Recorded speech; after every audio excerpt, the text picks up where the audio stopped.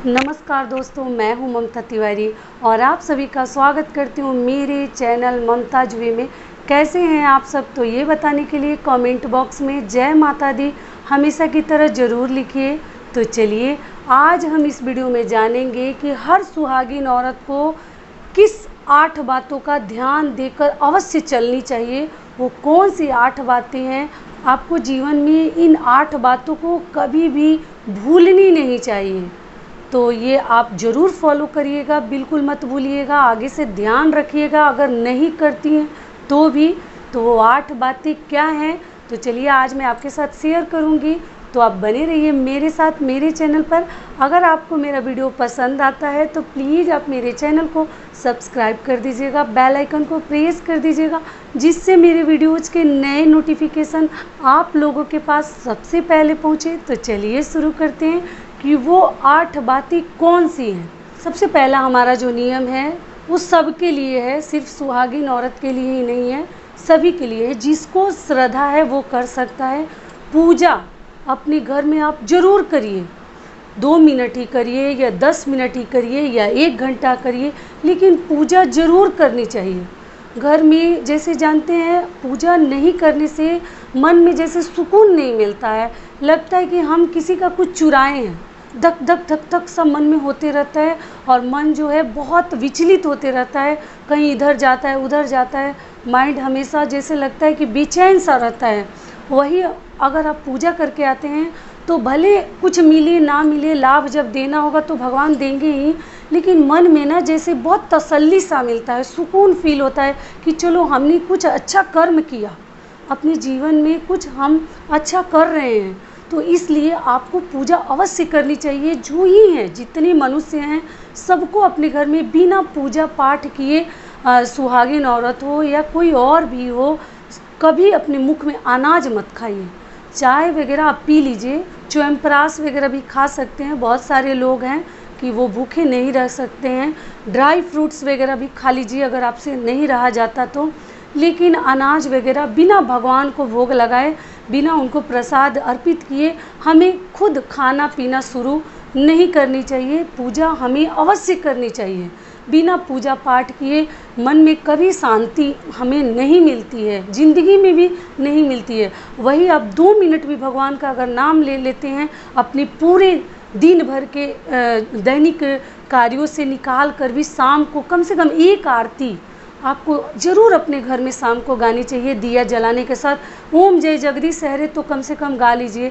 अगर याद है तो आप आराम से गा लीजिए। मान लीजिए अगर याद नहीं है तो आप आरती की किताब लेकर भी अपने घर में डेली ओम जय जगदीश हरे, कम से कम जय गणेश 2 आरती तो ज़रूर गाइए। तोमियो माता आपको ज़रूर गानी चाहिए। सुबह आप हनुमान चालीसा, सुंदरकांड या जो ही पूजा आपको अच्छा लगता है वो ज़रूर करिए। और शाम को आरती भी आपको अवश्य करनी चाहिए। तो ये हो गया हमारा पहला नियम। दूसरा नियम क्या है कि हर सुहागिन औरत को कोई कितना भी स्टाइल कर ले, कितना भी आगे बढ़ जाए, कितना भी ज़माना मॉडर्न हो जाए, लेकिन हमारे जो रीति रिवाज हैं, जो हमारे हिंदू धर्म में नियम बने हुए हैं और जो मानते हैं नियम को, तो उनके लिए मैं बता देती हूँ कि देखिए ज़माना कितना भी बदले, हमें अपने संस्कार कभी नहीं छोड़ने चाहिए। तो हमारे तरफ ऐसा नियम है कि शादी के बाद हमें कांच की चूड़ियाँ पहनी जाती हैं, हमारे तरफ पहनी जाती है। बाकी हर राज्य में अलग अलग थोड़ा सा नियम है, तो आप अपनी रीति के अनुसार ही करिए। लेकिन हर सुहागिन औरत को कांच की चूड़ियाँ, आप भले ही मेटल के ये ब्रेसलेट वगैरह और ये चूड़ी वगैरह पहनते हैं, लेकिन उसमें कम से कम एक चूड़ी कांच की ज़रूर पहनिए। कांच की चूड़ी पहनना सुहागिन औरत के लिए बहुत ही शुभ माना जाता है। हर पूजा पाठ में भी देखते हैं ना, नई नई चूड़ियाँ पहनने का नियम है। और चटकी हुई चूड़ियाँ हम नहीं पहनते हैं, मतलब क्रैक चूड़ियाँ नहीं पहनते हैं, तो क्रैक चूड़ियाँ मत पहनिए। लेकिन कम से कम 1 या 2 चूड़ी कांच की आप ज़रूर डाल लीजिए। अगर मेटल का भी पहनते हैं या फाइबर का भी पहनते हैं या चूड़ा वगैरह भी मान लीजिए पहनते हैं, आपको अच्छा लगता है, तो उसमें एक कांच की चूड़ी आप अवश्य पहनिए, क्योंकि ये सुहाग की बहुत बड़ी निशानी है। जितना सिंदूर हमारी ज़िंदगी में महत्व रखता है, उतना ही ज़्यादा चूड़ी भी हर सुहागिन औरत के लिए बहुत अधिक मायने रखता है। तो ये हो गया हमारा दूसरा नियम। तीसरा नियम क्या है कि देखिए, कभी भी आपके पति कहीं जाते हैं बाहर, कहीं 2-4 दिन के लिए भी जा रहे हैं या कहीं शुभ कार्य करने जा रहे हैं, तो भगवान के पास से एक फूल उठाकर या मंदिर से पहले से भी लाकर रख लीजिए, लेकिन एक फूल उनके जेब में ज़रूर देकर उनका यात्रा शुभ करिए। और दही शक्कर भी खिलाकर यात्रा शुभ कर सकती हैं। और आप चंदन टीका भी उनको रोली वगैरह लगा कर ही कहीं विदा करिए। देखिए, शुभ शुभ ही होता है, अशुभ अशुभ ही होता है, तो इसलिए कभी भी हमें शुभ कार्य करनी चाहिए और हस्बैंड को हमेशा मुस्कुरा कर विदा करिए। तो भगवान के पास से आप हमेशा एक फूल लाकर और देकर उनको चंदन रोली लगाकर दही शक्कर खिलाकर, अगर कहीं भी जा रहे हैं, किसी भी अच्छे कार्य के लिए जा रहे हैं, तो आप इस प्रकार से उनको विदा करिए। तो ये हो गया हमारा तीसरा नियम। चौथा नियम क्या है कि कभी भी आप अपने हस्बैंड को मुंह फुलाकर, मुंह जहर बना के, टेढ़ा करके विदा मत करिए। ये बिल्कुल शुभ नहीं होता। कितनी भी आप गुस्से में क्यों ना हो, कितनी भी दुखी क्यों ना हो, थोड़ा सा मुस्कुरा कर उनको विदा करिए। कभी मुंह टेढ़ा करके, मुंह जहर जैसा करके उनको विदा मत करिए। ये सब अच्छा नहीं है। ये सब आदतें मतलब पति के हित के लिए भी और आपके जीवन के लिए भी अच्छी आदतें नहीं है। हंस कर, मुस्कुरा कर उनको विदा करिए, कितनी भी आप गुस्से में क्यों ना हो। ये भी बहुत अच्छा नियम है। तो ये हो गया हमारा चौथा नियम। और जो हमारा पांचवा नियम है वो क्या है कि देखिए, अपने पति के हाथों से दान उपदान आप जरूर करवाइए। आप भी कीजिए। कभी भी मंदिर वगैरह में जाते हैं तो दान वगैरह तो ज़रूर दीजिए।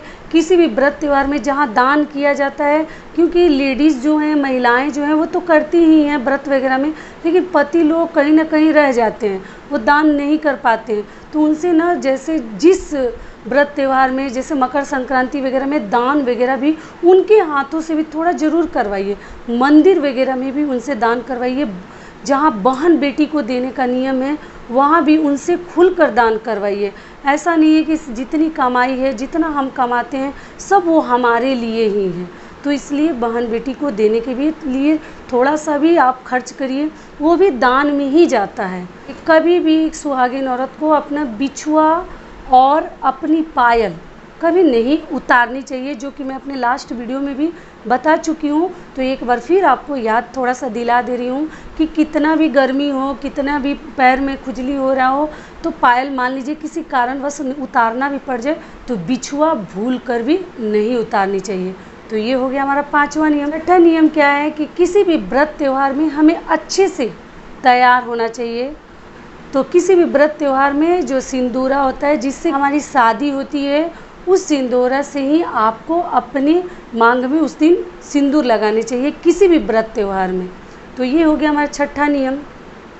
सातवां नियम क्या है कि देखिए, कभी भी अपने पति के हाथों से दोबारा अपने मांग में सिंदूर मत लगवाइए, क्योंकि बहुत सारे लोग नियम तो जानते नहीं हैं और स्टाइल में पति के हाथ से फिर सिंदूर लगवाने लगते हैं।